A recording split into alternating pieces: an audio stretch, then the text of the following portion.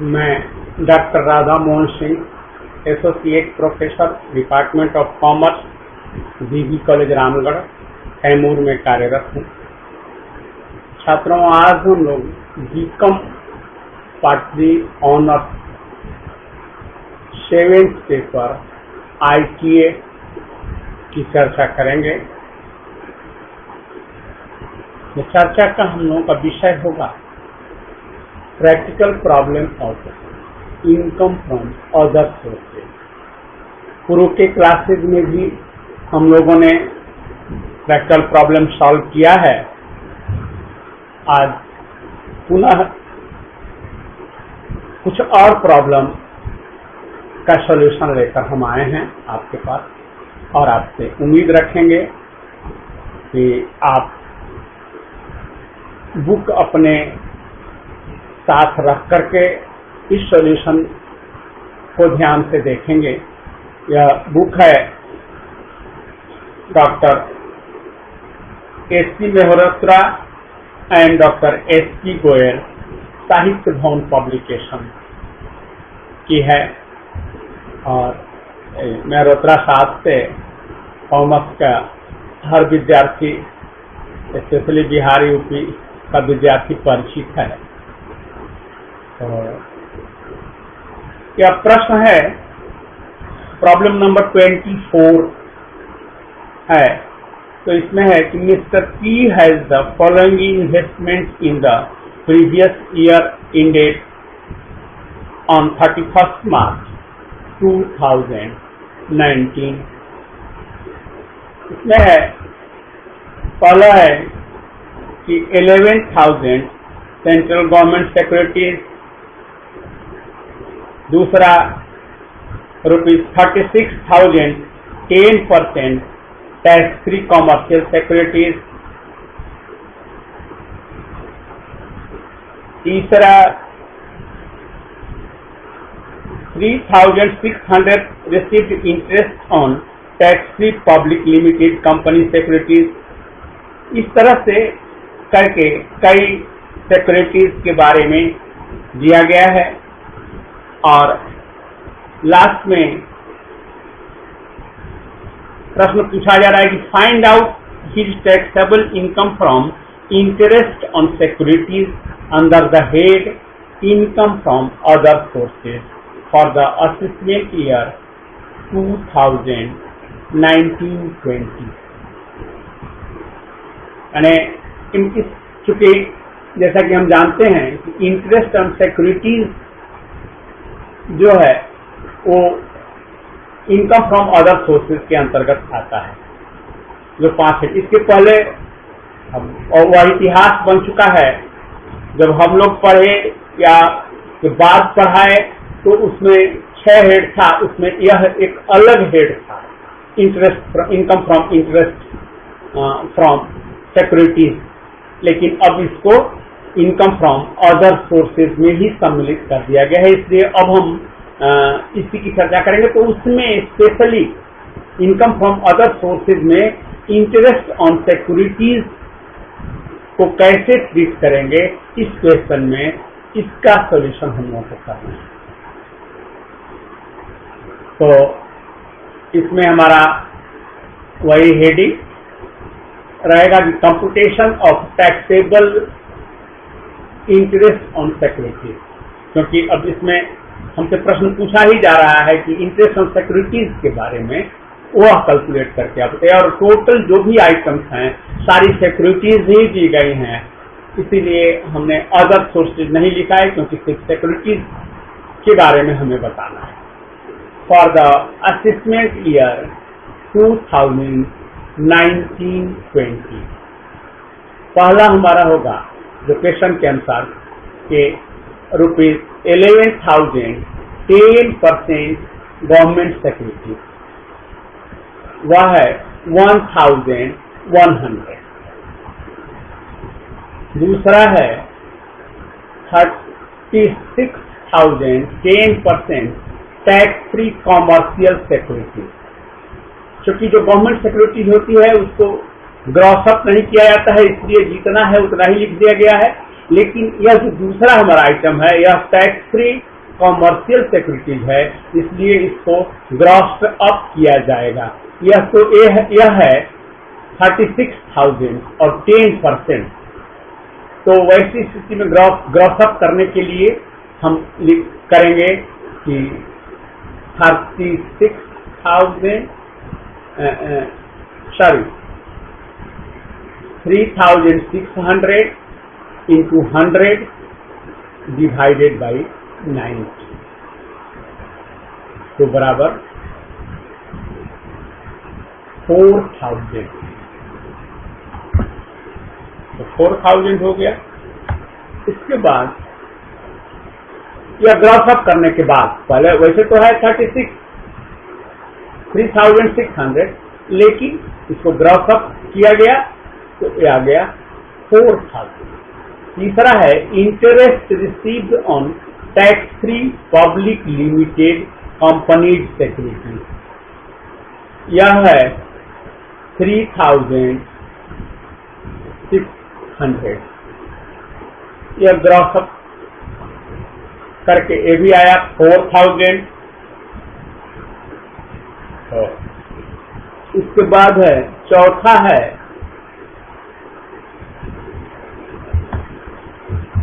Interest received on UP government security, interest received on UP government security. तो यह no TDS इसका रहेगा, यह 4,000 है। पांचवा है interest received on tax free company security, यह लिस्टेड है, इसको ग्रॉस अप किया तो 3600 गुणे 100/90 तो बराबर 4,000 ये भी आ गया। इसके बाद छठा है 30,000 30,000 13.5% securities of A cement company, इसको जो है यह आया 4,050। उसके बाद सातवां है 35,000 11% securities of A paper mill company, यह भी लिस्टेड है, इसको उसका आया 3,850। आठवां है ₹10,000 15% जयपुर म्यूनिसिपल कॉर्पोरेशन बॉन्ड, यह है 1,500। नौवां है ₹10,000 11% कंपाउंड इंटरेस्ट के आधार पर है नेशनल सेविंग सर्टिफिकेट,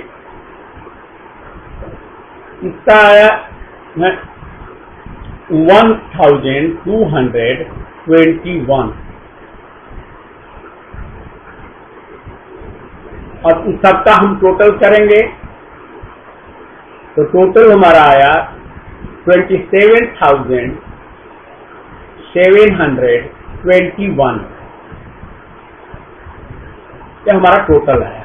अब इसमें से हम लेस करेंगे collection charges on ₹26,500 at the rate of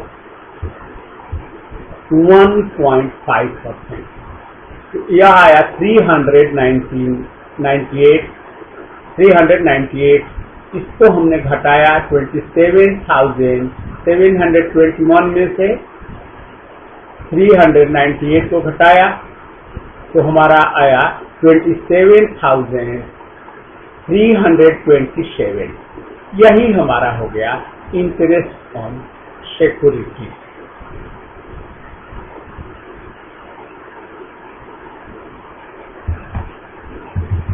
अब इसको वैसे तो मैंने क्लियरली आपको बताया, लेकिन थोड़ा सा और क्लियर करने के लिए हम नोट के रूप में दे दिए हैं। इसमें पहला है कि no deduction will be allowed for income on loan paid in beverage as tax has not been deducted at source. और डिडक्शन जो मांग रहे हैं कि लोन के लिए, तो वो जो है इबारेन का है, तो ये जो है नहीं मिलेगा। दूसरा है कि on NSC interest is calculated for first year i.e. previous year 2017 and 18 as under। जो आया है 1100 वो कैसे आया उसको यहाँ क्लियर किया गया है कि 10,000 का चूंकि है और 11% है, तो 10,000 into 11 divided by 100 is equal to 1,100। And for second year, अब सेकेंड ईयर में जो होगा वो अब इस पर होगा 1,100 को, क्योंकि कर रहा है कंपाउंड इंटरेस्ट के आधार पर। तो वैसी स्थिति में आई प्रीवियस ईयर 2018 और 19 में होगा, निम्न प्रकार से होगा 10,000 प्लस ये जो आया है 1,100, इसको जोड़ देंगे तो 10,000 प्लस 1,100 इज इक्वल टू 11,100। और अब निकालेंगे तो 11,100 इंटू 11% के हिसाब से, तो 11 डिवाइडेड बाई 100, तो यह आ गया 1,221। क्या क्लियर है? उसके बाद तीसरा हमने नोट दिया है कि bank collection charges are not allowed. Bank collection charges are not allowed on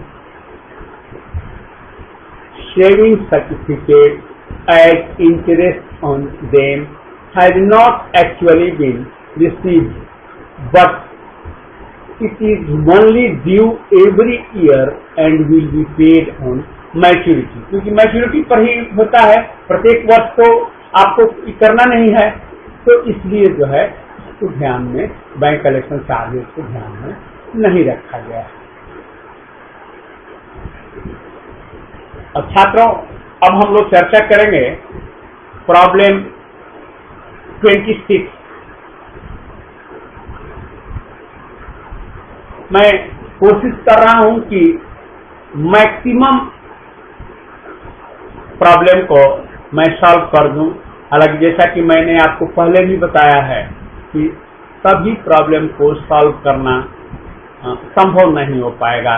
जैसा कि आप क्वेश्चंस देख ही रहे हैं, आपके पास किताब है तो देख रहे हैं कि कितने क्वेश्चंस हैं, तो उतने क्वेश्चन तो नहीं संभव हैं, लेकिन फिर भी मैं सोचता हूं कि जो भी थोड़ा अलग टाइप का क्वेश्चन हो उसका मैं सॉल्यूशन आपको दे दूं। और इसके बाद आपके लिए हमेशा यह ऑप्शन खुला है कि यदि किसी क्वेश्चन में आपको कोई परेशानी हो तो आप जरूर अपना कमेंट दें और उस क्वेश्चन को पूछें या व्हाट्सएप के माध्यम से पूछें, जैसे भी हो, चूंकि नंबर हमने अपना डाल दिया है। तो वैसी परिस्थिति में आप इस बात को जरूर ध्यान में रखें कि आपको ज़्यादा से ज़्यादा लाभ हो, अन्यथा फिर हम लोगों के पढ़ाने का और इस वीडियोज के डालने का कोई अर्थ नहीं रह जाएगा यदि हमारे छात्रों को लाभ नहीं मिलेगा। तो अब हम लोग चर्चा करेंगे प्रॉब्लम 26, जिसमें हेडिंग हमारा होगा computation of income from other sources for the assessment year 2019-20। अब 26 जो है, एक बार क्वेश्चन हम लोग देख लें, क्योंकि क्वेश्चन लंबा होता है, खास करके कॉमर्स के जो भी क्वेश्चन है, अकाउंट के क्वेश्चन तो इससे भी लंबा वो तो होता है, लेकिन इसका भी क्वेश्चन तो इसलिए मैं आपसे पहले भी कह चुका हूं, अब भी कह रहा हूं, किताब अपने पास रख करके इस सॉल्यूशन को देखेंगे, हमारी बातों को जो भी हमने समझाया है उसे ध्यानपूर्वक सुनेंगे तो जरूर आपको समझ में आएगा।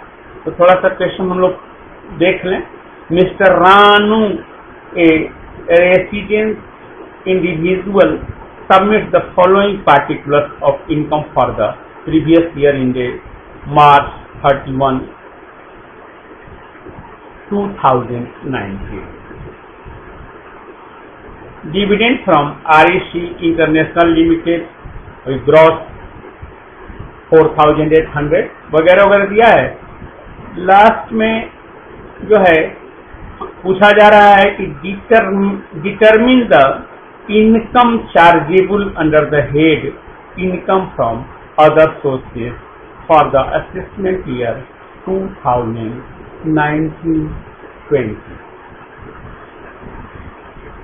तो अब इसका हम लोग सोल्यूशन देखें तो हम लोगों ने किया कि computation of income from other sources for the assessment year 2019-20। इसमें हमारा पहला जो आइटम होगा डिविडेंड फ्रॉम इंडियन कंपनी का रहा है, dividend from REC international limited.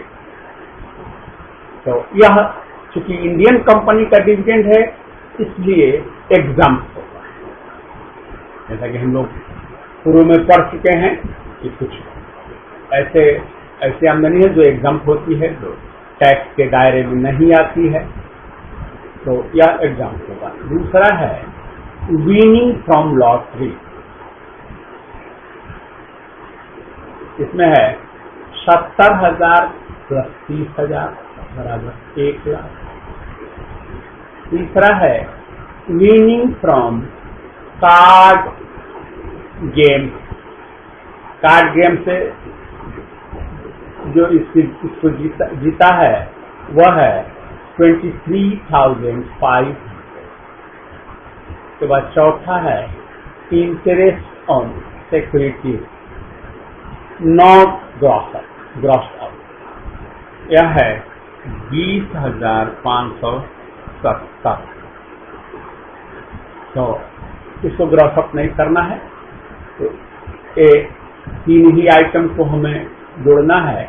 जोड़ने के बाद आया 1,44,070, 1,44,070। यही हमारा हो गया इनकम फ्रॉम अदर। तो यह हमारा जो प्रॉब्लम है 26 का सॉल्यूशन बनकर तैयार हो गया, और मैं उम्मीद करता हूं कि आप लोगों को अच्छी तरह यह समझ में आया होगा। मैंने जितना हो सका है समझाने का, सारे क्वेश्चंस को समझाने का प्रयास किया है, और मैं उम्मीद करता हूं कि आप समझेंगे। बावजूद इसके यदि किसी तरह की कोई परेशानी हो तो आप बेहिचक हमसे कांटेक्ट कर सकते हैं। जैसा कि मैंने कहा कि हमारे कॉलेज के विद्यार्थी, हमारे यूनिवर्सिटी के विद्यार्थी या अन्य जो भी इसे चाहें वो कोई भी कांटेक्ट कर सकते हैं। वैसे स्पेशली तो हम लोग अपने कॉलेज के विद्यार्थी के लिए किए हैं, लेकिन चूंकि हम शिक्षक हैं और शिक्षक को कहा जाता है कि शिक्षक एक वृक्ष के समान होता है जो कि सबको जो आ जाता है उसको छाया, और शिक्षक को वही होना चाहिए। तो इसलिए मैं अपने कॉलेज के, अपने यूनिवर्सिटी के विद्यार्थी को तो ऑप्शन दे ही रहा हूँ, साथ ही यदि अन्य किसी यूनिवर्सिटी के विद्यार्थी को कोई कंफ्यूजन हो तो आप लोग जरूर कमेंट करें। मैं भरसक प्रयास करूंगा जितना हमसे। I will try my best. धन्यवाद।